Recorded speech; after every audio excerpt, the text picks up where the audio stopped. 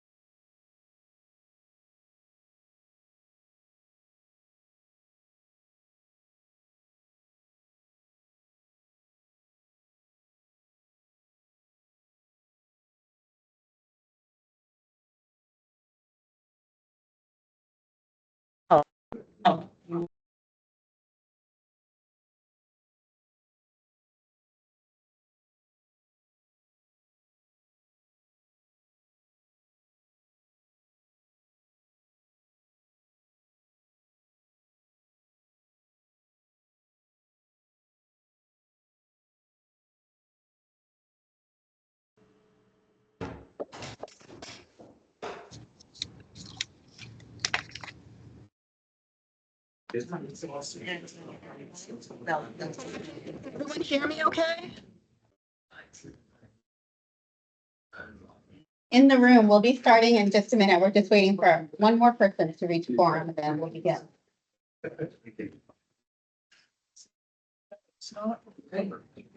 Dennis said, That there are people waiting. I say hi to you. Okay, hold on, Marty.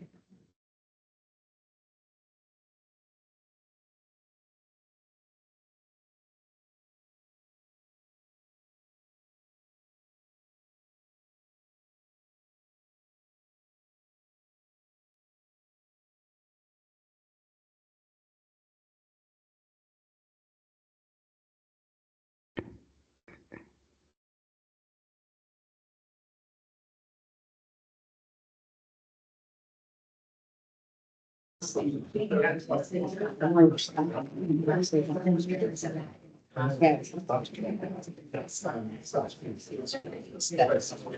it works.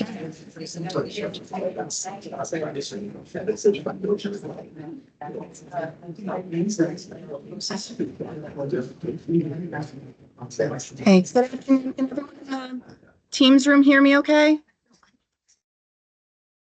Yes. Okay, great. We're going to begin in just a moment. We're waiting for quorum, so hold tight. Thank God. The things that.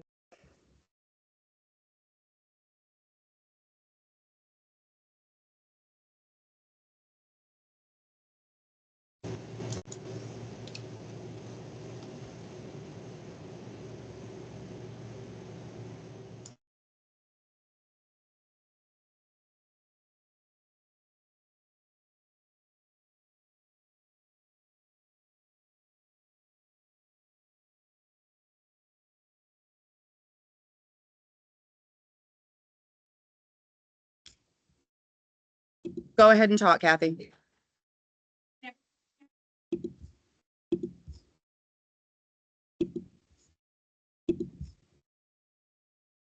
I cannot hear you if you talk softly. I'm not sure. So I talk loud. And Tamara's saying, yes, what? Did I talk loud? Your dad used to say that. I talk a lot.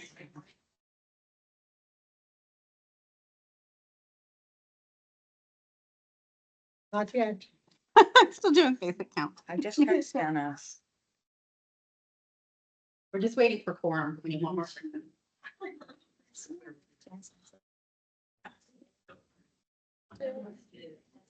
Advice? Yeah. And then slightly, we can still work on it. Yeah, it's just, are you, we just started. And we can. It's really.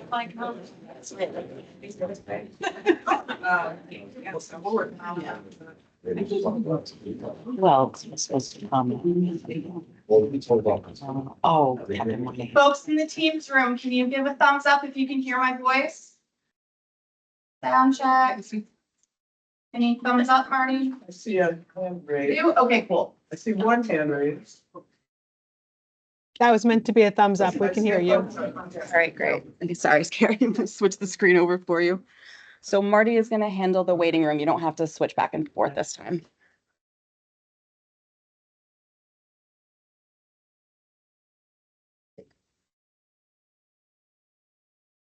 Okay. My mom. She used to say, they said like, that's brother, it's like, those time, that's. Never. Self-conscious and during my seniors days. Oh, we're gonna have Carrie. Off quorum. Mario Marshall. Clark is walking in now. Not Clark. Off quorum. Ah, quorum's coming. Okay. I don't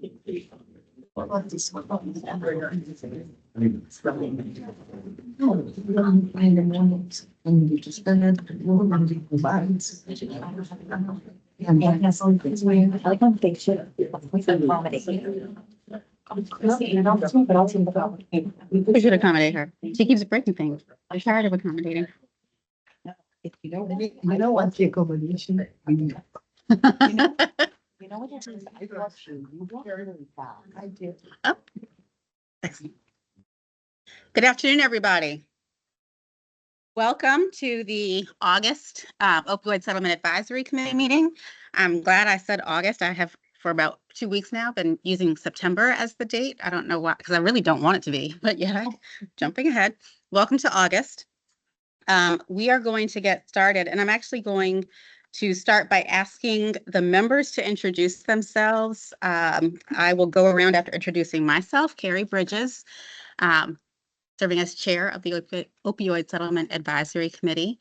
And Matt, you want to start? We'll go around your direction.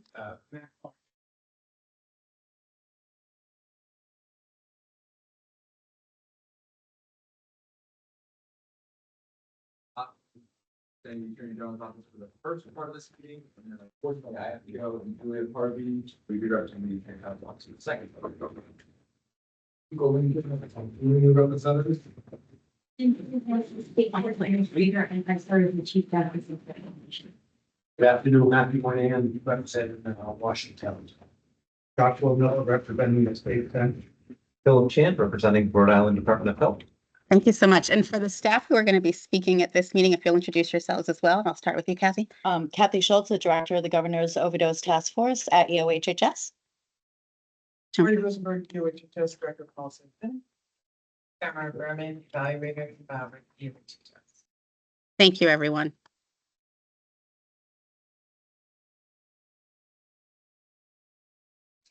I'm sorry.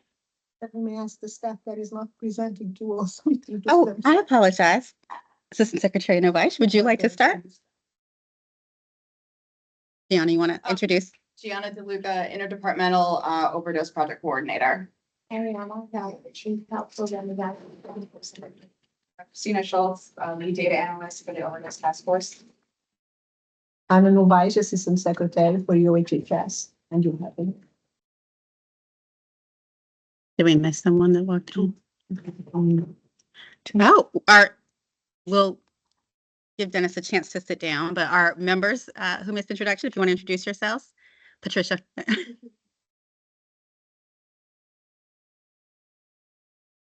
Yeah, it's you, Dennis.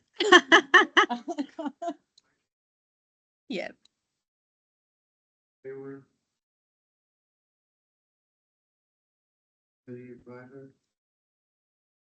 And Good afternoon, Todd Daly, Fiscal Emergency Management for the town property. welcome, everyone.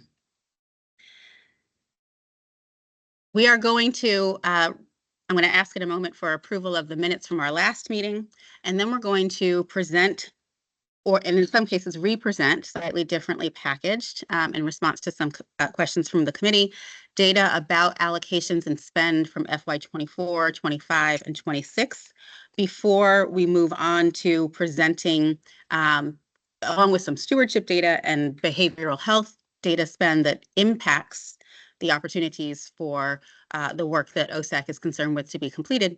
We'll present all of that information before we launch into a discussion in response to the recommended allocations for FY 26. Because at the end of this meeting, or by the end of this meeting, I should say, and welcome Director Leclerc, by the end of this meeting, we're going to ask for approval of recommendations after receiving input from the committee and from the public for the FY 26 allocations to be submitted to the Secretary of the Executive Office of Health and Human Services. Then we have just a few additional updates before we conclude. A reminder that we are on a tighter timeline today. We have only an hour and a half in total for the meeting, so we will be done by 2 o'clock and yield the room. So before we launch into presentations, I would ask for any comments or questions. Hopefully you've had a chance, committee members, to review the minutes from our last meeting. Any comments or questions about the minutes as presented?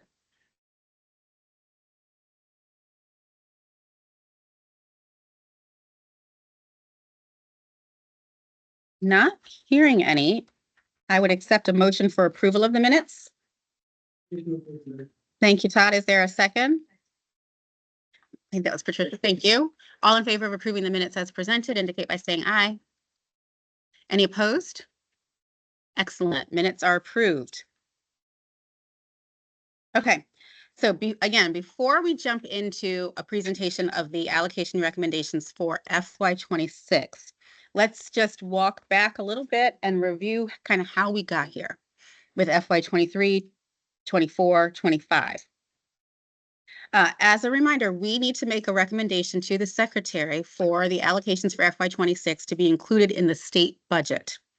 In order for that to happen in a timely manner, we actually need to approve today to be included in the draft prepared by Executive Office of Health and Human Services and incorporated into the appropriate state agency budgets for submission around the end of year, beginning of January to the General Assembly. The secretary does have the option to come back with questions or to reject what we present. So we also leave room for that. We have not had that happen in the past, but we leave room for that should that occur.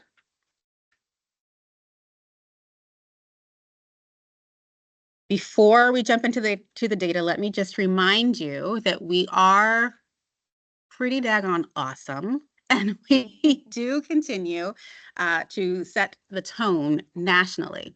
So here you see just a few examples. There have also been other publications in which the Rhode Island experience has been cited, other presentations in which we have shared with peers around the country the work that we're doing in Rhode Island. But you'll recall that we not only adopted the principles that Johns Hopkins put out at the beginning of states working on their settlement processes, but we were also recognized along with North Carolina for our work early on in allocating funds and incorporating community input and adhering to those principles. We've also been recognized by the National Governors Association and the American Public Health Association. So you see, again, summaries of those. Those are shared here, not to say that there's not room for learning or improvement or growth. There certainly is, but to remind you that relative to our peers, we seem to be doing pretty well and we seem to be moving at a decent clip, and we want to maintain that and just get better and better and better. Any questions or comments on that? Okay, if none, I'm going to actually hand the mic and the podium and of sorts to Kathy to walk us through some data. Hi, everybody. Is there a question? Keith. If you could wait a little bit, but if you have to leave, Keith, you'll let. Okay, thank you. Thank you. So welcome, everybody. And I just want to start us off with just a little bit of a reminder from last month. For those of you who may not have been with us last month, or also some questions around, when we're thinking about like, what is our state's goal? So here you will see, this is the data that we showed last month. Thank you to the Department of Health and to our lead data analytics at EOHHS for presenting this last month. But I just want to remind everybody that in 2023, we saw a 7.3 reduction compared to 2022. And I think that this is the first time we've seen a reduction since 2019. And I think it's really important to also make note as this committee, even in addition, the Governor's Overdose Task Force, racial equity and addressing disparities are extremely, they are the key cross-cutting. They are what we really want to look at when we're looking at the data. And that would be the sub-goals, to make sure that we are also reducing fatal overdoses across the populations that are disproportionately impacted. And we did see a reduction. We have a lot more work to do. It doesn't end here, but I just wanted to kind of level set us and just start us off on that foot to just remind everybody that we did see a reduction in 2023. So, but we don't know if this is a causation of the investments. So we need to, we're going to continue with the work that we're doing and following the strategic plan as a state. So I just wanted to kind of start us off with that. Okay.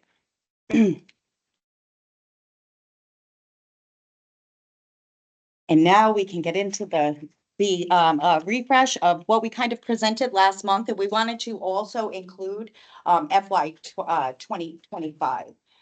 So here you will see a graph of really just showing us how the investments were invested across all of the pillars, based on what this committee and what the Governor's Overdose Task Force recommendations that came forward, what was done in the past, right? We're looking at forward, but I wanted to start us off with really taking a look at what we have invested so far.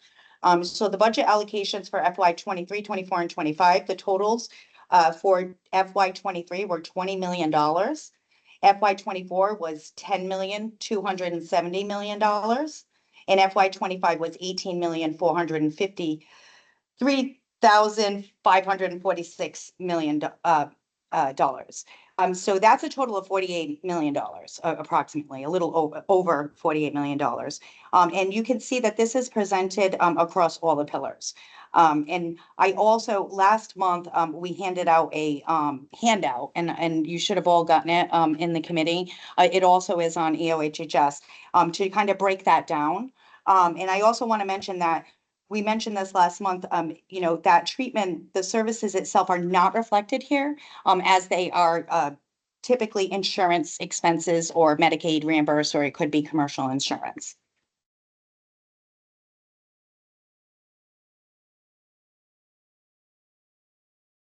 And the next slide, we showed this last month, and I just want to remind you all again.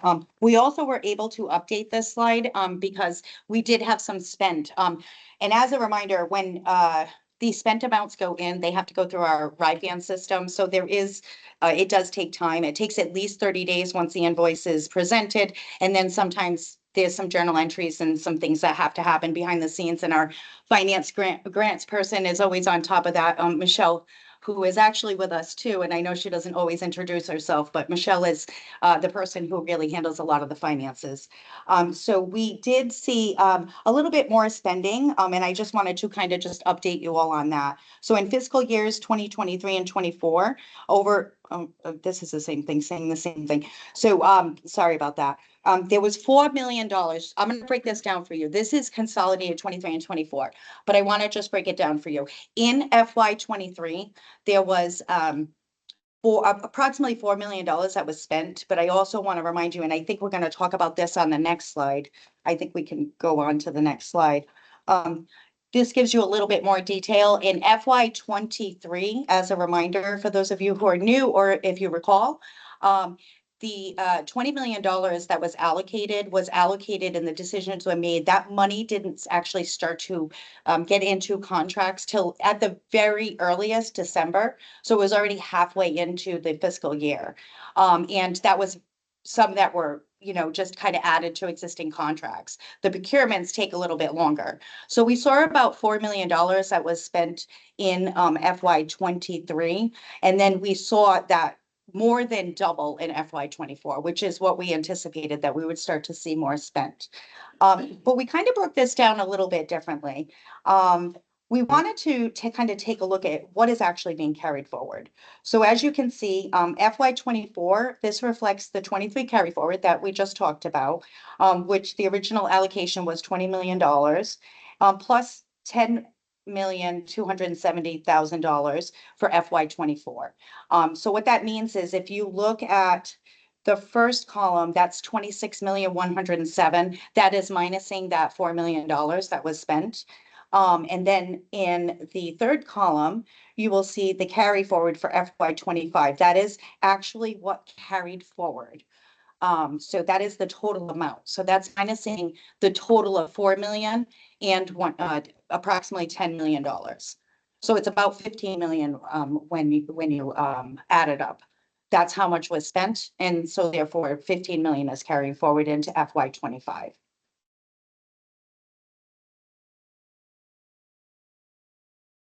And I just the column allocations. We voted on the percentages, but there was also a decision that was made by this committee to also increase or continue to support racial equity, and to increase racial equity treatment, specifically for youth treatment and stimulant use, recovery, and data. Because we know that data, in order to inform our, inform our work, we need to have data. And that was discussed. And then there was a reduction in social determinants of health, prevention, harm reduction, and rescue.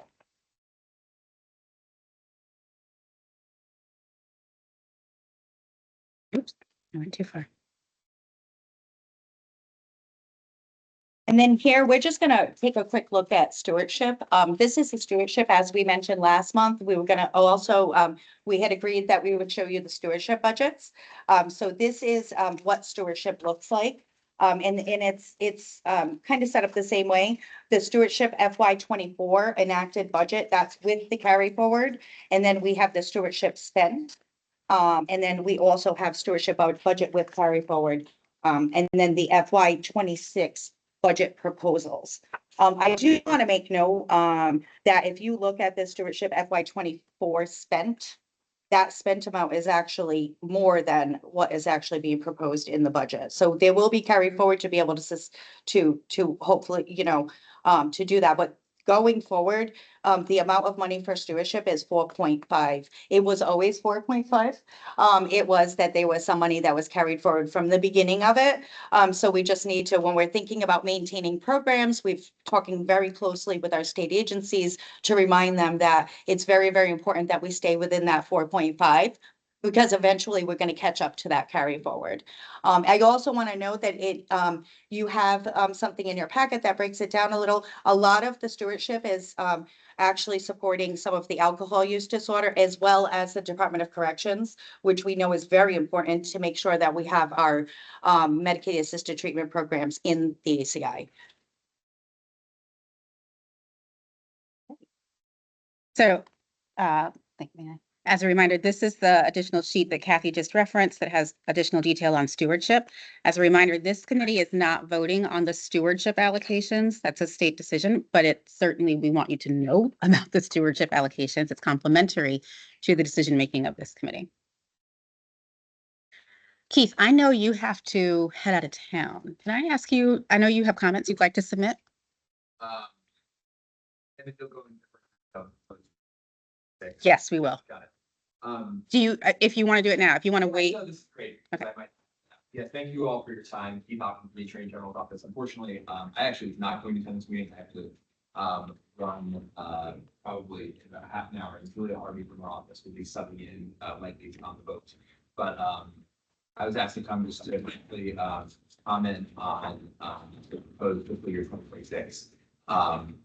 So first of all, I think that the Attorney General's office just wants to thank you for all of your hard work in putting this proposal in front of us, and also for seeking input. I know that you mentioned how this process has gotten a lot of accolades nationally, in part because of how great of a job you've done on seeking input from stakeholders, and we're very appreciative of that. We did have some comments that, as of last week, maybe Attorney General feel that we could not provide feedback on the allocation for 2026. However, we believe, after seeing the whole presentation today, that Julia, my colleague, will be able to vote to approve. Oh, thank you so much. We'll be able to vote to approve the recommendations. But I just wanted to briefly outline. What our comments were, and in the hopes that, in future fiscal years, we can just get more data that could support committee members. I think that the overarching comment is just like more data is very helpful to us as we try to stay on top of this really, really important, these really important decisions regarding funding allocation. But getting a little bit more into the nitty-gritty, the first comment is just that we would like to understand in further detail the proposed reasons for allocation changes from year to year. We understand that there are many reasons, but just like in the future, if we could have perhaps slides broken out, like, okay, this is why we are looking at an increase in funding for treatment in this fiscal year proposed allocation. And here were some of the, like, one of the reasons is that we had trouble allocating and here's how we're going to address that issue. Or spending, excuse me, and here's how we will address that issue in the future. Second, just to be apprised in the availability of other state and federal funds that are available to supplement certain pillars. That's obviously just critical, and I know that we discussed this briefly at the last meeting. That there are federal funds available. I think you're going to touch on that in a bit. If with the availability of federal and other state funds for example, treatment, it entirely is reasonable for the committee, I think, to account for that in allocation decisions. Third, and on the flip side, if there is not federal funding available for a certain pillar or a reduced level of federal funding available for a certain pillar, it makes sense to use these funds, which are less limited in what they can be used for, to supplement those other pillars. Third, just understand the ability of grantees to spend monies already received. We understand that you all are hard at work on this and that you believe that this is really important as well. But just to ensure that we aren't kind of repeatedly allocating funds to pillars or grantees that have shown that like perhaps they don't have the infrastructure available to spend. Fourth,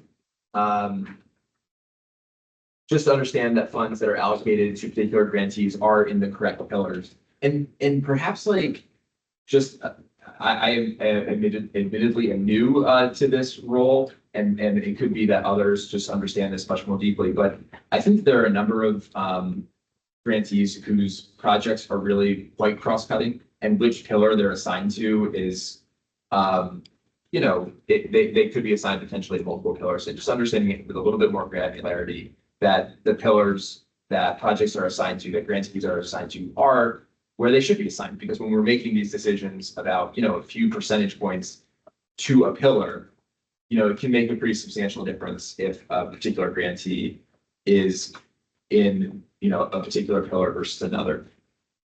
Lastly, just on the racial equity piece, just understanding that, obviously funds have not yet been expended in the racial equity pillar. Just understanding in further detail that, we are meeting these racial equity goals in other in other pillars. As an example of how that goal, which is cross-cutting, obviously, can make a difference, I think, to an OSAC committee member's funding allocation. Let's say we find that we are really meeting our racial equity goals in the treatment pillar, but we're not in the social determinants pillar. Well, first of all, we all ought to focus on obviously increasing our focus in meeting the goals in the social determinants pillar. But in the meantime, we might increase our allocation to a pillar where racial equity goals are being met more immediately in order to ensure that we are able to spend money meeting the goal of racial equity. And so those are kind of the Attorney General's kind of requests for in the future for fiscal year 2027. If we can just get more granularity, I know that there's data council working on this, or subcommittees who've been working on this issue. We think that that's very important for the public, for committee members, of course. We do think that, given the presentation that's going to come, that we will vote to approve. But there were two things that we also just wanted to note.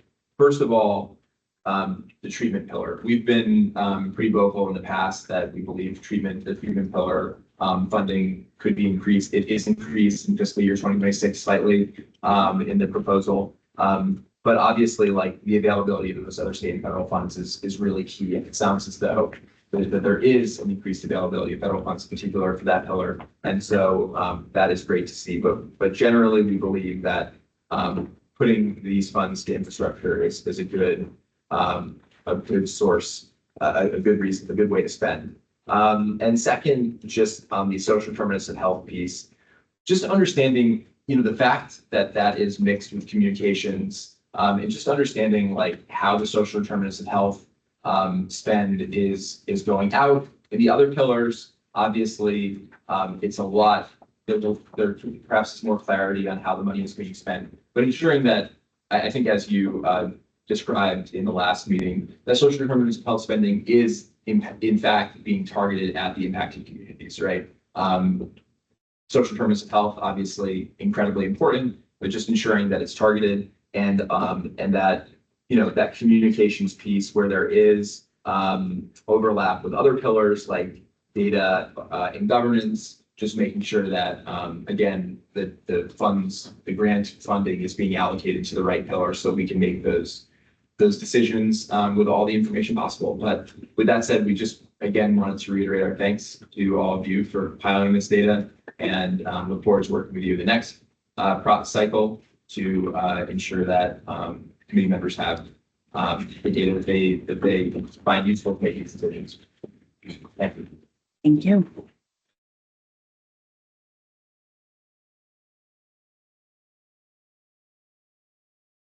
Yeah, exactly. Thank you so much. You jumped the table already. Okay. I don't want the trip. Your heels, oh my goodness. Wouldn't be the first time I've tripped if I do, so I'll recover, but I'll try not to. Thank you, Keith. Well, with that, and there will be additional time for comment from the committee and from the public, but we do want to present a little bit more. Oops, sorry. Information first.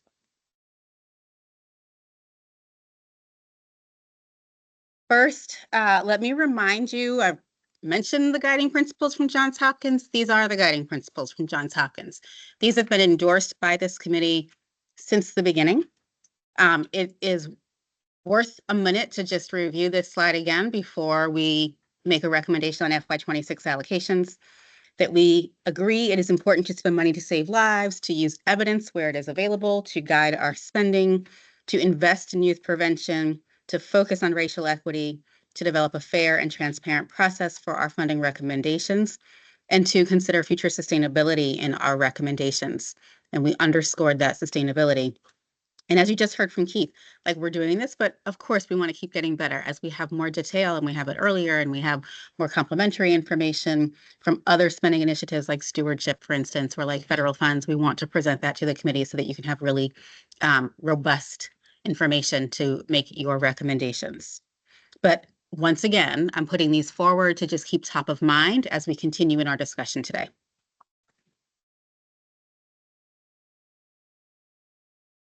And as a reminder, here's how we got here in terms of collecting input. So we collected information from the Governor's Overdose Task Force working groups in the community conversations that they helped lead and from state agency partners, so the other health and human service agencies. Earlier this summer, EOHHS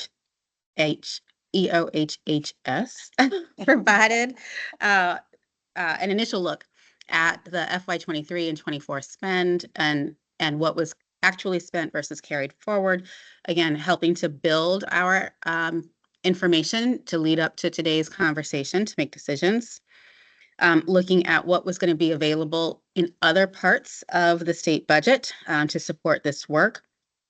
And then throughout collecting input through our public comment process, through our survey to committee members, and opportunities to hear from other stakeholders.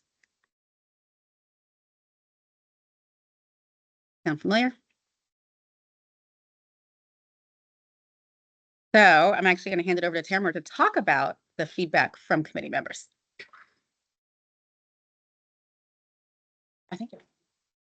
Stand out of the way. So thank you all. Quickly, the process, we had 10 folks that provided feedback on the recommended allocations. And these you can see here are the averages of those 10. So we've got racial equity at 5% allocation, admin and evaluation, emerging issues at 4%, data at 4%, social determinants of health at 14%. Prevention at 13%, harm reduction and rescue at 27%, treatment at 19%, and recovery at 14%. There was quite a bit of comments, so just going to summarize, and I know that folks will have the opportunity to share their comments, but Some of the overall comments were that allocation should be focused on the most evidence-based or successful interventions in a descending manner based on impact. In that some of the FY 26 allocation is premature additional information such as additional information needed, sorry. And then according to the priority areas, some comments really high level, racial equity, a comment around Black, African American, non-Hispanic individuals, fatal overdose rates are higher than white and Hispanic Latino individuals. Recent data shows how targeted interventions are working. There are racial disparities in peer support workforce, and that racial equity should be considered across all allocations. Social determinants of health, that social determinants of health can be the highest impact, and SDOH, such as economic stability, education, and access to healthcare, which directly influence individuals' vulnerability to substance use disorders. Comments around data, funding for data and for staff resources needed to manage and administer the services funded by OSAC funding should be taken off the top of the $10 million allocation and the balance divided based on the survey results. Around prevention priority, some comments summarized. There are a lot of other funding sources available currently for a prevention effort. Focus on prevention to reduce the number of individuals who begin misusing opioids. Increase information and prevention programming in schools. Recent studies showed reductions in substance use. Continue with what is working in schools and increase the allocation in prevention. Around harm reduction, a comment around harm reduction is the largest allocation as it should be based on current circumstances. And then around treatment, didn't have anything for recovery comment, but treatment, the infrastructure pillar should be higher than 14%. And then 50% allocation to treatment is based on low treatment utilization of individuals who died by overdose. And treatment and recovery work hand in hand and require additional supports to stabilize community members. It's really high level. I know there's lots of comments people have their input as well, but just to point back that we have here the average of everybody's responses that was able to submit it. So thank you everyone for your input. Thank you, Tamara. Let me just also remind that, any questions for Tamara before she sits? Let me just remind us, this is imperfect work, right? And we have to get a little comfortable with imperfect, and let's not let perfect be the enemy of good. We want to collect input from lots of different stakeholders through lots of different mechanisms. And then you all have the challenging job of putting it all together into a set of recommendations to approve for the secretary. But this is important feedback that you all provided, even on imperfect information and incomplete information in some circumstances. So thank you.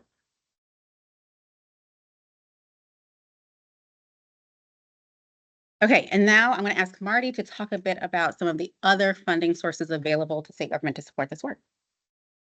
Thank you. So as folks have noted, the settlement is one of a number of different sources that get braided together and fund the whole ecosystem of our work to address our overdose crisis.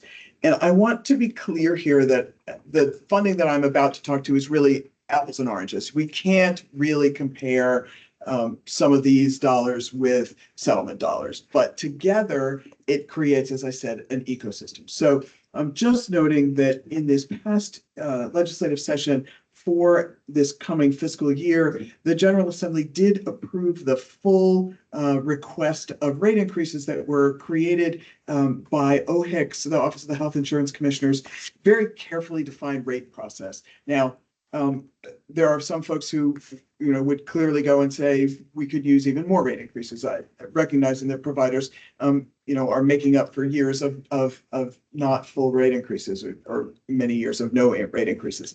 But there is a new $163.4 million across social and human services. So not only for services for opioid use disorder or any addiction, addressing addiction, but more broadly. For BHDDH, there is approximately $32.4 million a year in their state opioid response grant. Now, these are allocated funds. These happen, all the time. They've been happening for years now. So it's not as if these are newly available and open to fund things that the settlement project doesn't fund. So I just want to be really clear that these exist, but this is within the entire ecosystem.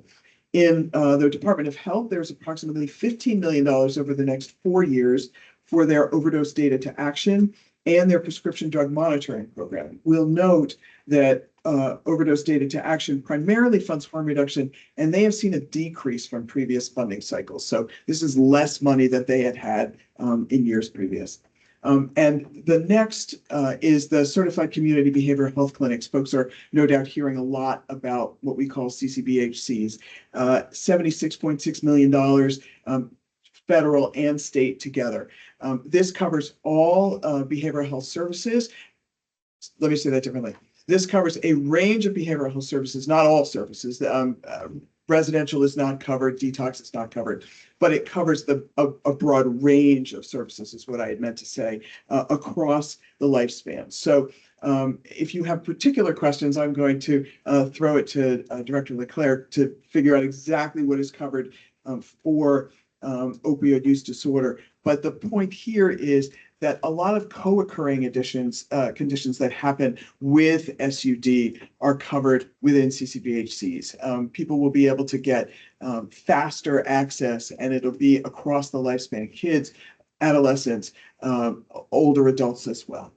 EOHHS and RIDE, there's a $2.5 million grant over 3 years from CMS for children's-based services. And then through DCYF, $58.2 million, all funds of federal and state for home and community-based services in the annual family care community partnerships. Again, not completely focused towards OUD or addiction services, but covering a range of services that exist around the opioid use disorder work. So again, this gives you a sense of how Rhode Island in general is looking at this, but doesn't say that, oh, we don't need to fund X because Y is funding it. But wanted to give you a sense of the new amounts. And the legislature has been investing quite a lot in behavioral health services with gaps that are taken up by settlement among other things. And I think if I can add one quick thing, as we give you that, Jen, can you hear me? You can. Thank, it's the people Oh, on the the people thing. on.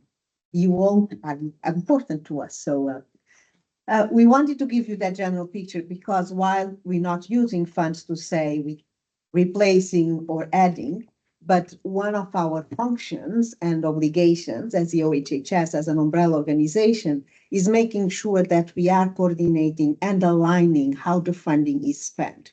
That while the single agencies may not have that perception, we have an obligation to bring all of our key partners together, all of our state agencies together, to have that alignment and to be able to say, indeed, if we are investing all of these already, we may not need to in another area. So it doesn't replace, but we're showing it to you so you can see what we are trying to align. We're not perfect, as Carrie mentioned. We are still working on it, but more and more, we want to approach this funding from a coordination and alignment perspective, from a policy perspective, but also from the investments that we make. Thank you, Marty. Thank you, Anna. Any questions for them?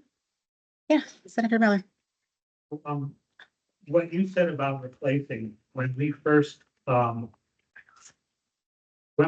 met, it was made clear to us by the Attorney General's office and others who designed the settlement that it was important not to, like you said, replace. Right. And that efforts of the settlement fund was specifically and intentionally meant not to be replacement funds, that the state couldn't, or EOHHS, when they were making a budget, or the governor, or when the House approves a budget, could not reflect on the opioid settlement or the stewardship fund, as I understand it, and say, we don't, using Narcan distribution as an example, we cannot design a state budget that has, using Narcan as an example, and eliminate funding for Narcan. It's supposed to be additional based on real-time experiences and data and the conceptual idea of catching up. And I think that's one of the reasons, at least in the way I look at the funding, is why we often look at social determinants and racial equity, because it may take decades to catch up with the way money has been allocated historically. And those are kind of the overwhelming examples, and that traditionally communities have, there are certain communities that have a lot of catching up to do. And the stewardship and the opioid are designed to do that catching up and not to get the state EOHHS or the legislature off the hook on funding something because they feel like we now have the opioid settlement. Oh, absolutely. And therefore, I think it's really important to keep that in mind and use our data as we're, keep saying, to fill a gap, but not have the those who are obligated to design a budget to look at the fund and feel like they can leave something alone because of something. Well, you are absolutely right. And if you use the Narcan as an example, let's suppose that we collectively look at the data, and the data tells us that you need 100 kits to be distributed, and that you are already using opioid funds and grant funds to purchase 75. It means that then we can use settlement funds for the extra 25 that the data is telling us that we need. Not to say because, we already invested 75, let's not do the rest.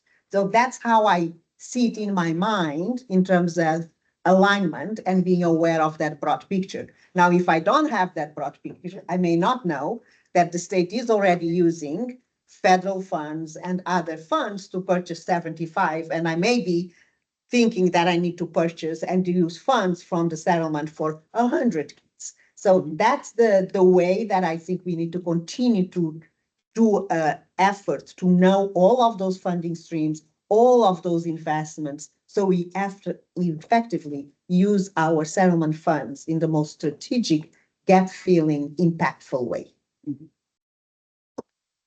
So that was well said, Senator Miller. Thank you, Gianna. Okay, Kathy, I'm going to ask you to speak again and talk us through the proposed allocations for FY26. Remembering, this is where we're starting from. And now you all will get to tweak and question and poke and prod, and we'll get to an agreed upon a consensus, hopefully consensus vote by the end of the meeting. Yes. And I want to give you enough time to discuss as well. So I'm going to zoom through this and then I'm going to open it up for questions, okay? So here we created a chart with proposed percentages by looking at the ideas that we discussed last month that were provided to you through the Governor's Overdose Task Force annual prioritization process.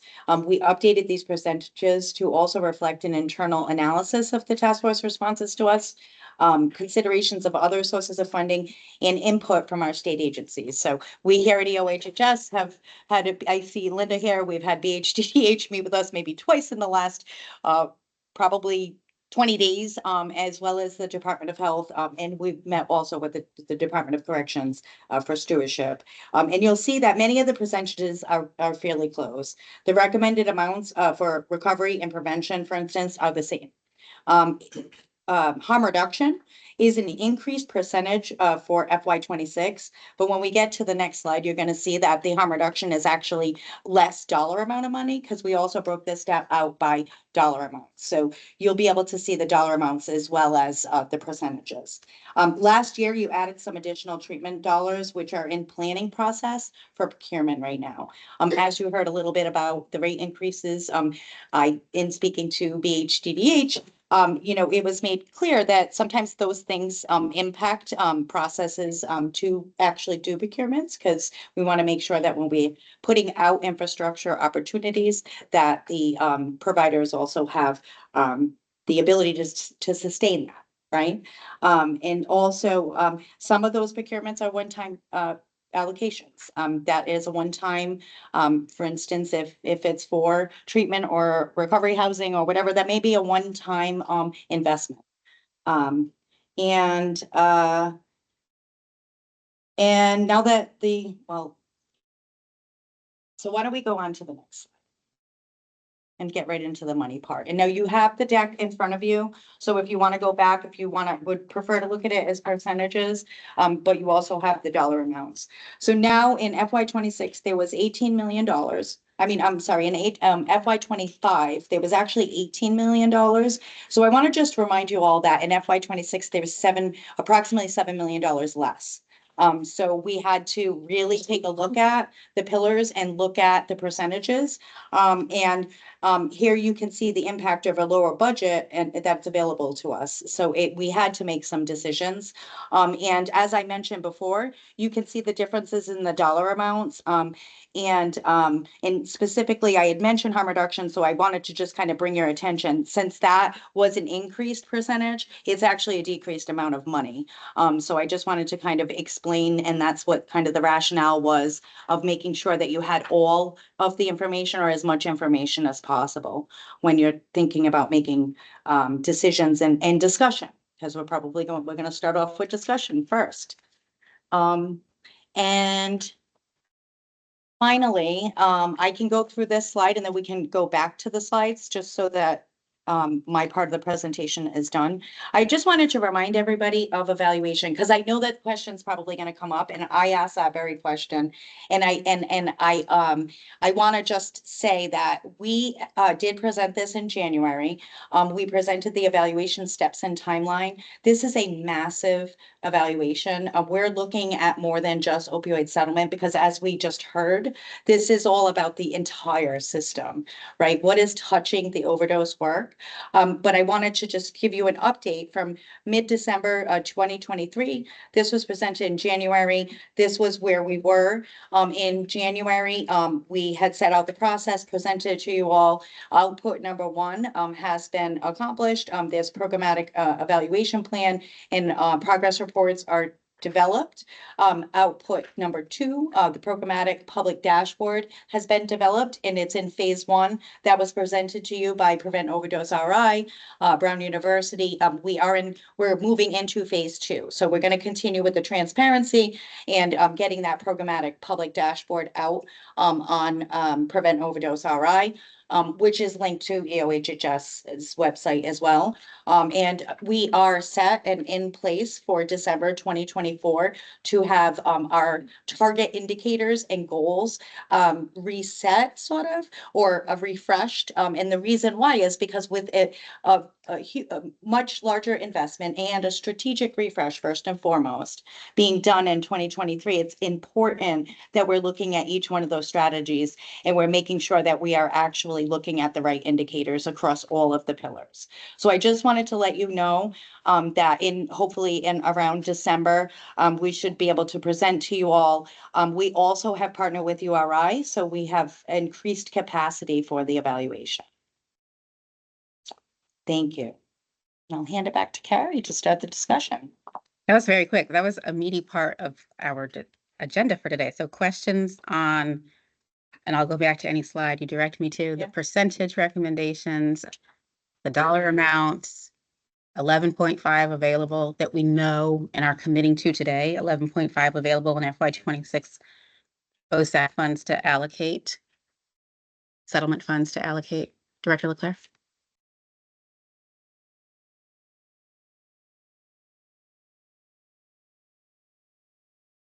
Mm-hmm.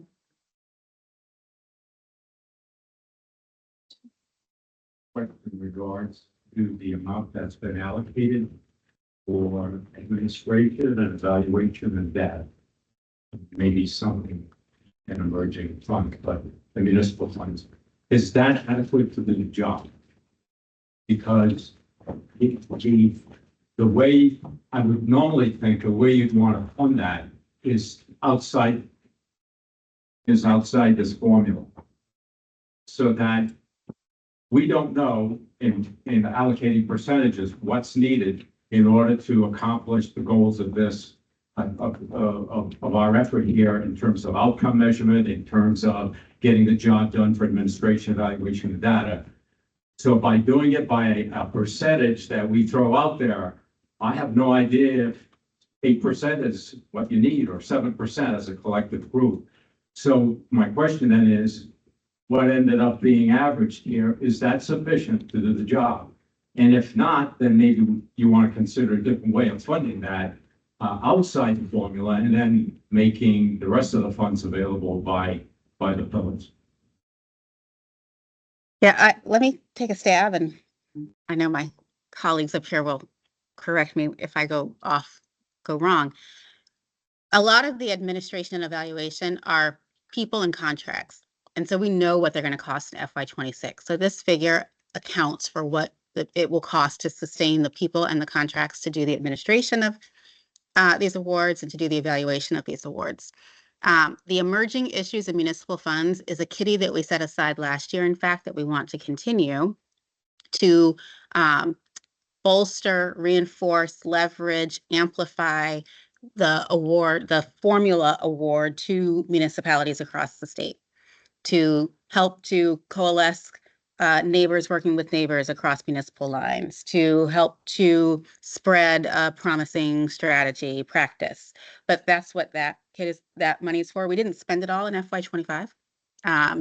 Well, FY25 is just starting, but we don't anticipate that it may not all be gone, but having some set aside in FY26 again will be helpful. Again, we want to make the point that we want to support the municipalities and leverage their work. And then the other area you asked about data. I did the administration and evaluation. What was it? You asked about administration and evaluation, emerging issues, municipal funds, Data. and data. Is the amount that we just so happen to allocate sufficient to do the job? Yeah, it's not. It's actually better than so happened to.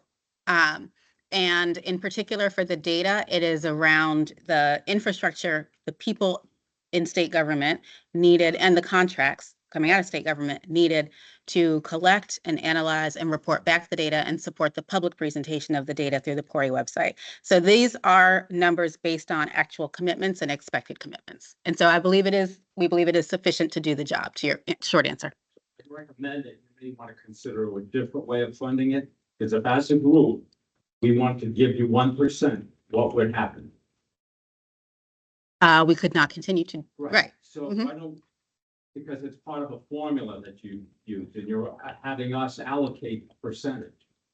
I think it should be done differently and that you have to get those needs met in order to be able to be accountable for the funds and provide us with the information you need. That should be funded separate from this formula than having us do it through a formula that happened at this case to be adequate to meet your needs, but may not in the future. So maybe I can say it's slightly different than what, I think you are both saying the same thing, it's just how it's presented. So we know what's needed and we are backing that up into the formula because those are the not new work. It's the state staff that has been hired specifically to support this work, and it's the current existing contracts. So that we do it, taking it out and then lowering the dollar amount and have the percentage not done, or that we do it the way we're doing it right now to say, this is the dollar amount, it's a percentage of what that funding total is. And so what's left for the allocation is the other percentage. It's kind of doing the same thing. We're just saying to this committee, we cannot really lower that percentage because that's the percentage, corresponds to the money needed to support that function. So we can do it either way because at the end of the day, it's the same. We already locked that in by default by needing it and by having that staff is with us. It's not staff that we're gonna hire or new consultants that we're gonna bring. It's Kathy and Gianna and Tam. That's that work. That's their administration. And it's the contracts with URI. So we know what they are. It's Mariama. We know what they are. We cannot change that. So we doing what you're saying, we just putting it in here. One more rebuttal. I got confused because you asked us to provide a percentage for that. Exactly. Mhm. So That's that should have that's been what there. we shouldn't. And just say that one, you shouldn't change it. Please don't tweak that. Because it's meaning, I Yeah. think that one, we should say, be clear about that and say it that way. Fair enough. Noted. Matt, My question is, I'm new to the committee, so I don't have the history on this, but you give just a general thought process with regards to the largest changes, to the pillars of harm reduction and treatment. Those are the largest changes. I'm just curious as to the thought process behind that. So. Oh, Carrie, you want me? actually, I will, Kathy, go ahead because you have the detail better than I do. You want to start us off? Beth? I will start us off. Thank you for the question, Matt. Just by saying, well, two things I'll say. One, we have heard from this committee multiple times. Dr. Chan, we channeled you and others and saying if it's working or it seems to be working, don't muck with it too much. But we also want to account for where is there carry forward dollars that we anticipate, where are there supplemental dollars that we know will, supplement the work from OSAC. And then what is the feedback that we received specific to this year of where additional investment and emphasis is needed? So it's a combination of those factors, but the specific details on the projects, expected to be funded in those two areas, I'll hand to Kathy. So for harm reduction, I think that the easiest thing to say is it's actually less money. If you look at the money amount, the dollar amount, it's actually less, even though the percentage is higher. That's one no. The other no is, you did see about some of the other funding sources, for harm reduction specifically, as noted. Marty, thank you for presenting that. There was actually a reduction, and I can actually, I could hand it over to the Department of Health if you want to take on that question. But there was a noted reduction, for some of that work. So that's one of the things, and that's what we talked about with the filling gaps of the purpose of settlement. Because that pillar in itself, would, it could, potentially not be able to, get out some of the life-saving tools that we know we have. Also, I want to note for harm reduction is not cross-cutting, but it actually acts as cross-cutting because it touches treatment, it touches recovery, it touches prevention, it touches all of the things, really in many of the different areas, because that's the strategy in treatment in almost all of the other pillars. If you read it, it says increase harm reduction. Specific and really particularly in racial equity. That is something that is one of the core roots of what harm reduction is. So I can say that. And then for treatment, I think I said this a little bit earlier, and I'll just kind of, it's, there were a lot of other things that were in place in order for decisions to be made on treatment. And I want to remind everybody that we do work with our state agencies and we get feedback from our state agencies to find out what it is that they think that they would need, or what are their needs to maintain the projects that they're doing. So if, for instance, just an example, if there is some SAMHSA funding or there is an increase in insurance rates, like that is the kind of stuff that can help to supplement those things. And I think it's really important to remember, though, for treatment, it's infrastructure, it's one time. It's not paying for services typically, except for uninsured and underinsured. That is one of the things, when I presented the programs to you, that is actually one of the things that we are maintaining and making sure that we're still going, that is part of this percentage that you see, or the dollar amount. Does that answer your question? Yes. You're welcome. Dr. Chan. Yeah. Yeah, thank you. I got it.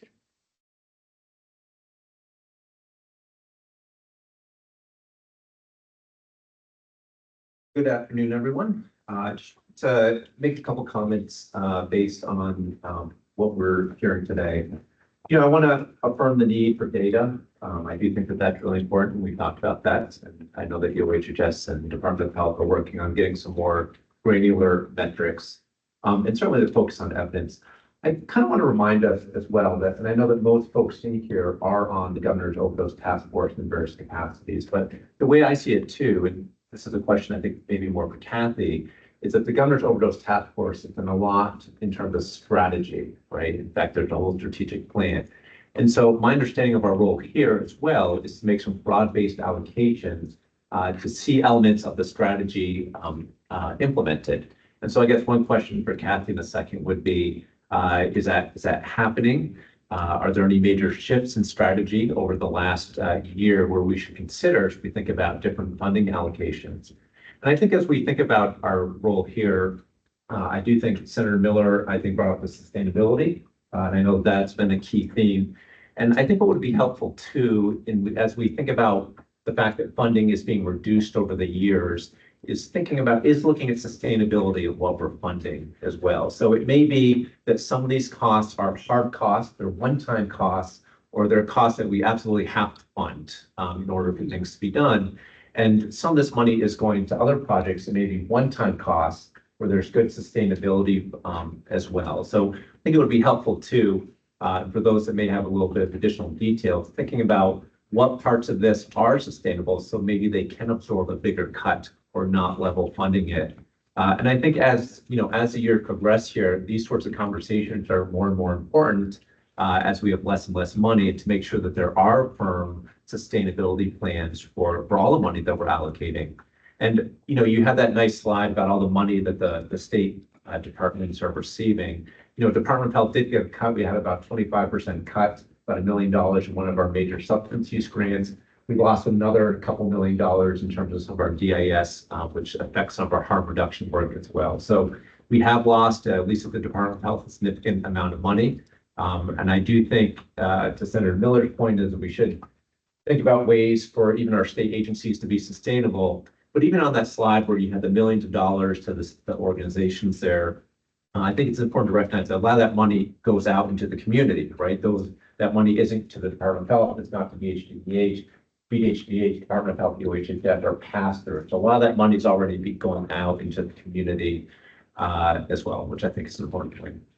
Thank you. Do you want to comment on the Alignment course with and the strategy and?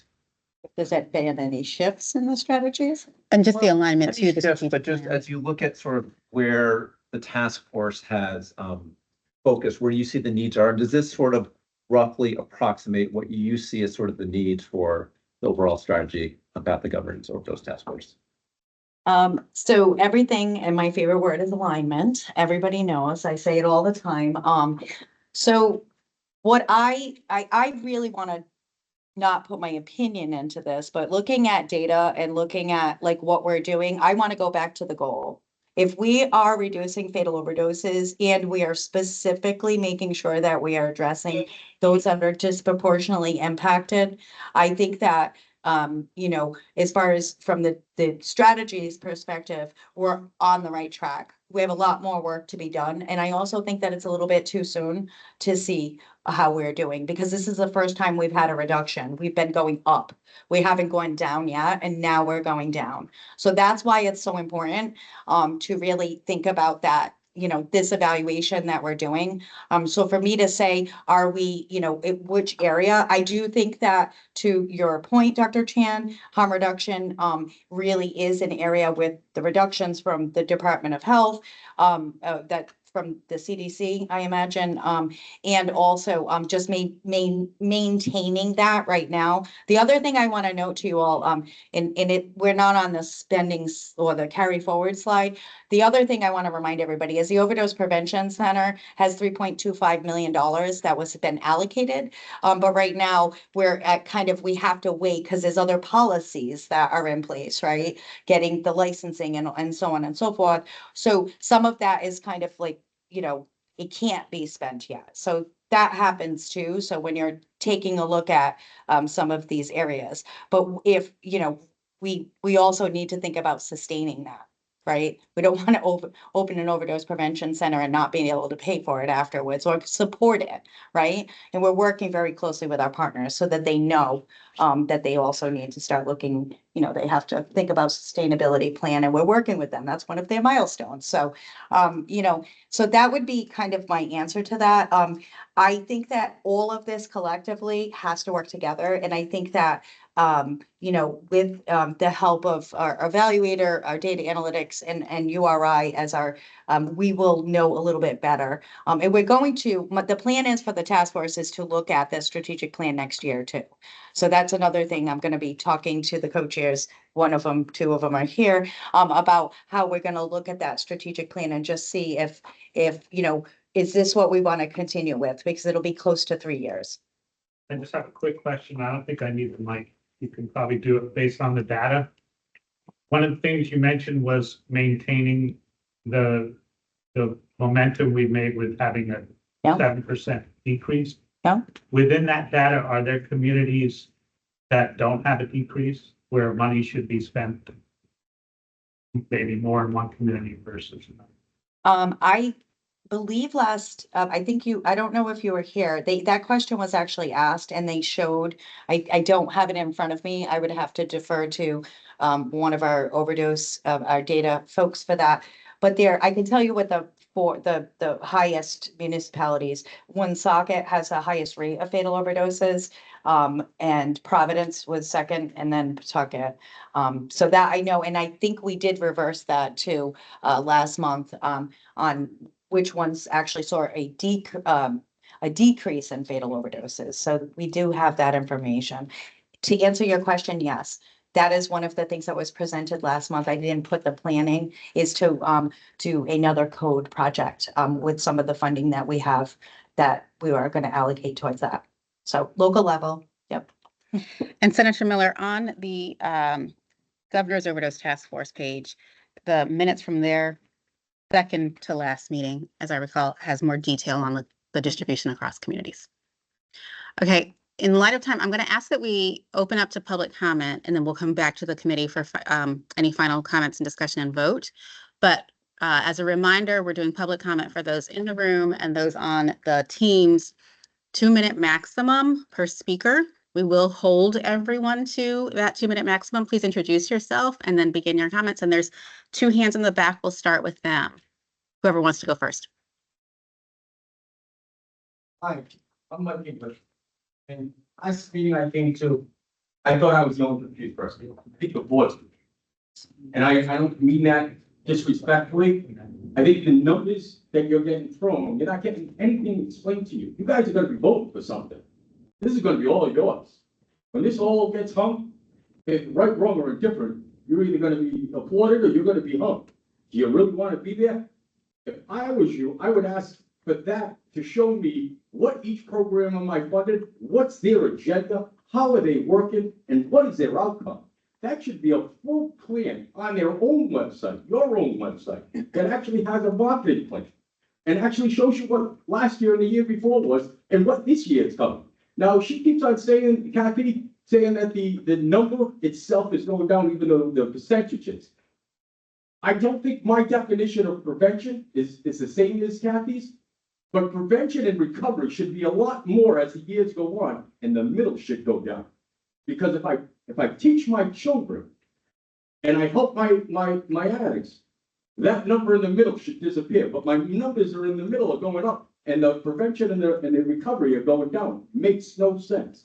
Not mathematically, not scientifically, and not someone who's been in the field, both seeing these people out on the street, knowing these people, going to school with these people. I was also an addict myself. And if I sit there and I'm told that I go to harm reduction, I'm going to show you what your committee has agreed to. Maybe not agreed to knowingly. This was actually asked for from URI under the DOH and the task force. I put myself as a child.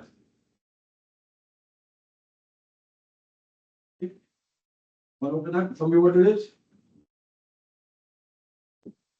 You know what this is? It's drugs, do cocaine. This is against the law, both by state and federal laws. Then she mailed it, or whoever mailed it. This is illegal. Forget about adults. You can argue about adults getting it. This is straight out illegal for a child under age 18. not knowing their name, just sending it to them and knowing that I marked it as an under 18 person. That's a crack pipe. What does a 15-year-old need a crack pipe for? They need their mother and their father. They need recovery. They need a community to stand by us. Now I hear all this thing about color and creed and all this other thing. I'm not really a Democrat. I'm gonna throw that right out there. Mr. English, I did vote for Bill Clinton, and I did vote for Obama. And I'll tell you, I also read the Clinton's book. It takes a village. They didn't say, figure out what color a person is or what gender they are. They said, stand up to your community, fight for them. Mr. Hull does it. I see him when he's a rep. He worked for the mayor of Providence. I know him for many years. He's a stand-up guy. He'd stop and say, what are you doing wrong? I just think it's a shame that we're looking at this backwards and that you guys don't have a business plan yet. thank you, sir. And I know that there was another comment in the room. Yeah, if you don't mind taking the mic.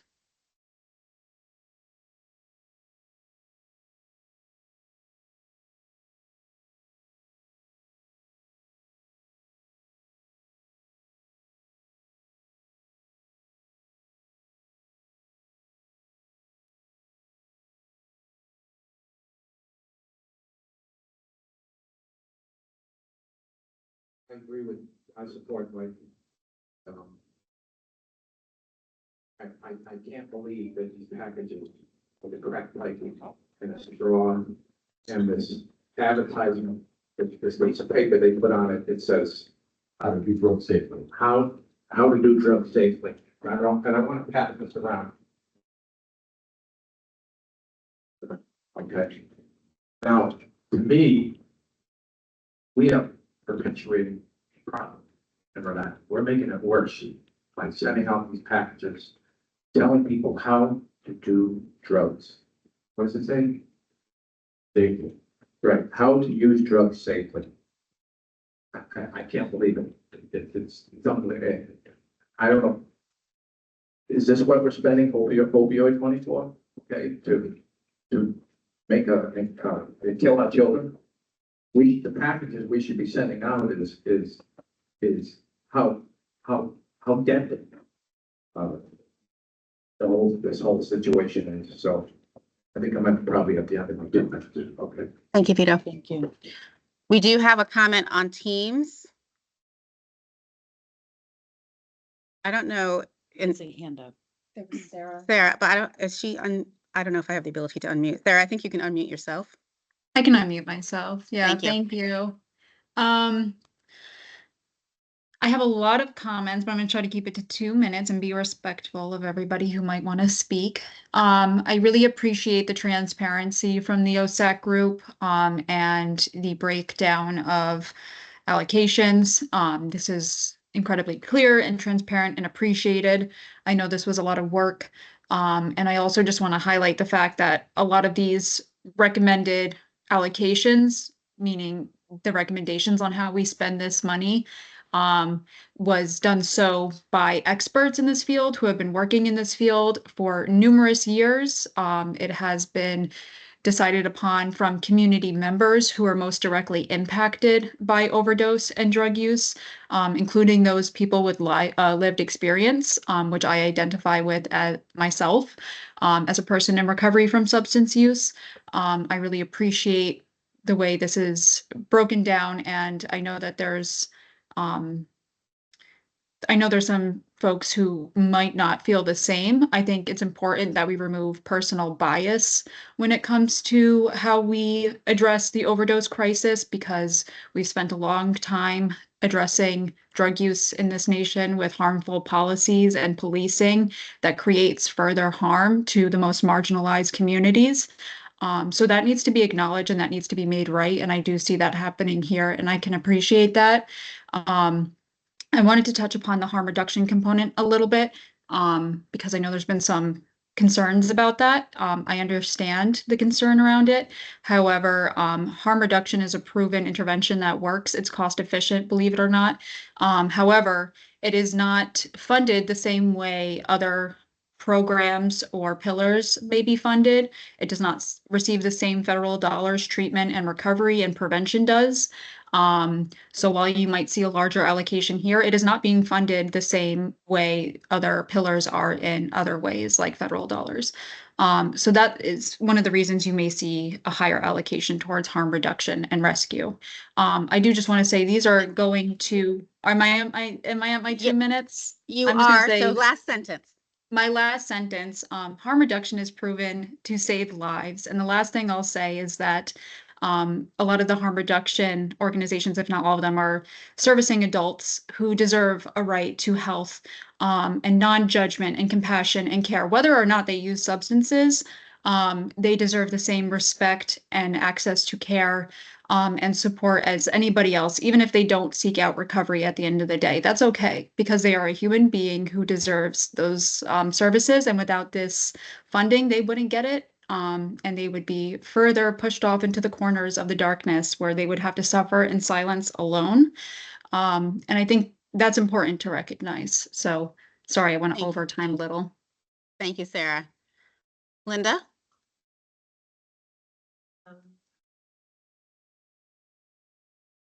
I have a comment and, but also again, thank you. Appreciate it. What I want to speak to, especially for those who have not, hello, that have not been here before, is that when we look at, I'm speaking to treatment right now. My name is Linda Hurley. I'm the CEO of Kodak Behavioral Healthcare. So I wanted to be very clear for all of the committee members that treatment has not been funded by all of these other wonderful global entities out here to any degree that has managed to keep us current. Opioid treatment programming has not even received a COLA increase in 20 years. We have been robbing Peter to pay Paul, so to speak. Amazingly, you know, our CFOs are brilliant. And so it's really exciting that our state government saw that need and we got a remarkable increase that we haven't seen anything yet. It's supposed to go into effect October 1st. There's a reason why I'm giving you this context. Supposed to go into effect October 1st. We received nothing about codes, nothing for any of the MCOs, the managed care organizations that support Medicaid. So we're still very nervous. So as you're making your decisions, as particularly around treatment, please know that specifically opioid treatment is the most researched, the most evidence-based preventative for overdose death in the country for the last over 30 years.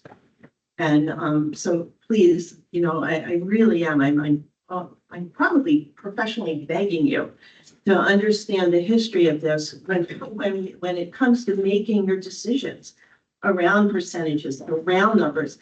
Oh, geez. And I will just be, I'm wasting time saying all this quick. I'm asking you to please know that we still are 20 years underpaid and we have the highest proven effectiveness rate in the nation internationally for the prevention of overdose death. You can find it anywhere. Thank you, Linda. Were there additional hands on Teams, Marty? I think that Dennis wanted to say something. We'll come back to committee in a sec. No? Okay, let me just formally transition, Dennis, before you speak. We're going to go back to the committee. We're concluding public comment now. We're going to go back to the committee members' discussion or questions or comments, and then vote, and a reminder that we have to wrap up in just a few minutes. So Dennis, please. Thank you.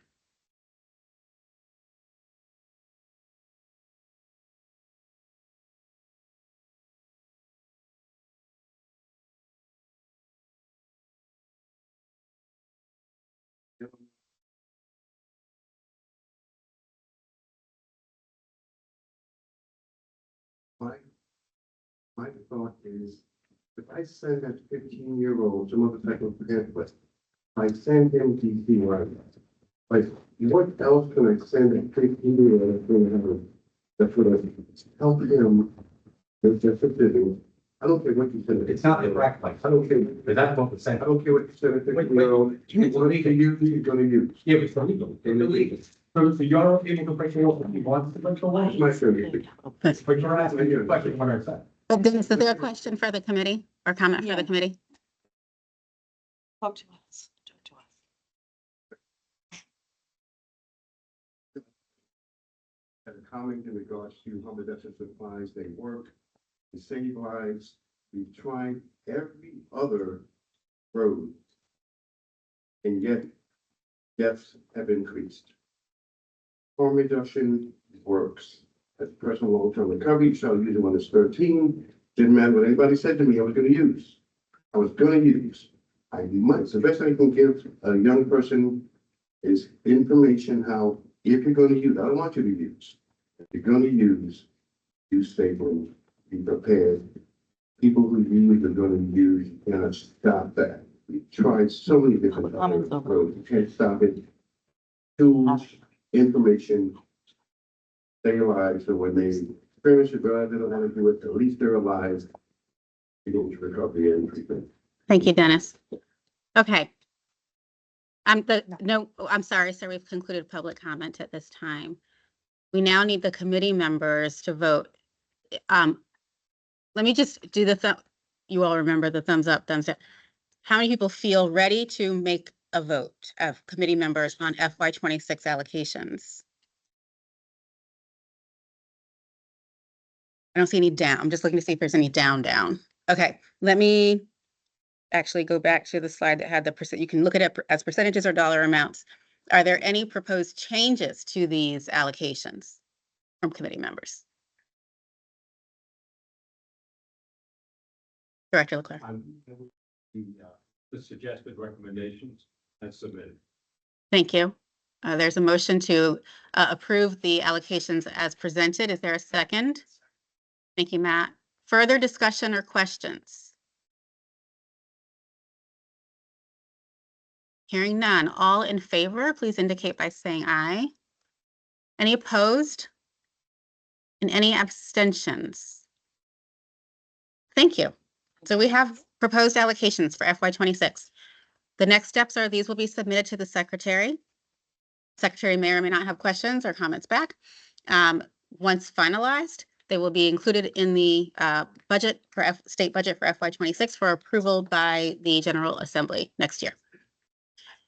We, as a committee, you as a committee, it won't be me, we, will meet again on October 23rd, 1 to 3 p.m. back here at DOA. I want to thank Kathy, who said that she didn't need to give Governor's Overdose Task Force updates today because the information that she would have shared is in your slides about upcoming events and celebrations and recognitions. I want to say thank you. It has been both an honor and my pleasure to serve as the chair of this Opioid Settlement Advisory Committee since the beginning. And today is my last meeting as your chair. A new chair will be appointed by the governor's office. I leave because, I should do my job at some point. Get some other things done. I do want to graduate on time from school and, a few things. So I really appreciate working with all of you all. I appreciate the time, the questions, the energy, the commitment that you all have put forward. It really is significant. And I'm really incredibly proud to say that I got to work with you and support the work that you all are doing every day. So thank you very much and best wishes to the community.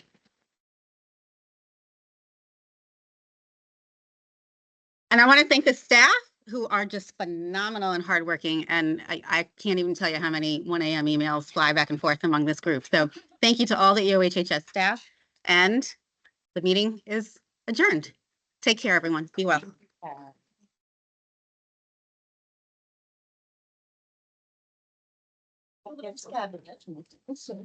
I have to take a plane. I gotta get going. Which else? Gianna, thank you for all this. Up and down. That's right. It's above and beyond. Above and beyond. 20 years as the stage manager. Comes with the territory. I'm not gonna be there. This word is killing me though. Mhm. It's so twisted. Thankfully, no one fell. Yeah. I kept watching it, like catching your heel, like, oh no. Give me a hug. You realize you're not really.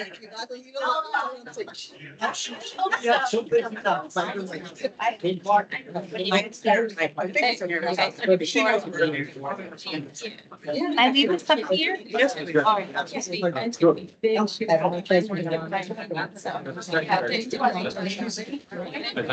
Thank you. Anna, where is the cabinet meeting on? Executive. Take care. Fourth floor. Fourth floor. Oh, you've been so wonderful. You are wonderful. Phenomenal. I know, I hope our paths cross again. I really will. Yeah. Yeah.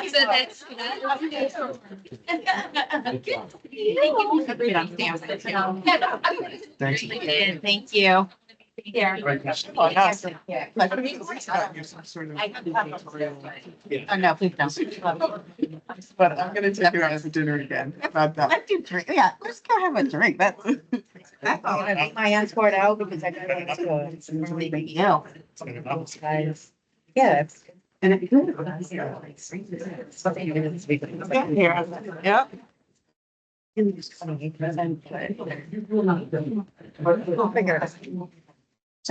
Thanks, Mario. Yeah. I have to run because I gotta get a plane.